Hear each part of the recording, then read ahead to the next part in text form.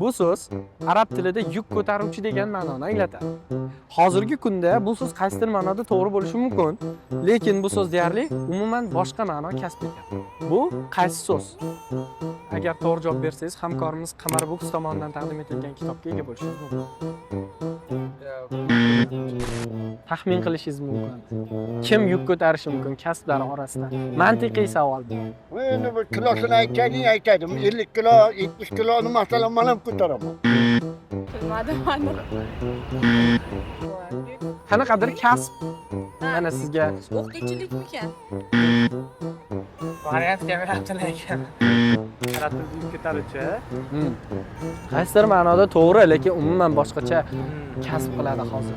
Kasblar orasida mavjud. U tarixdan bo'lgan kasb bu.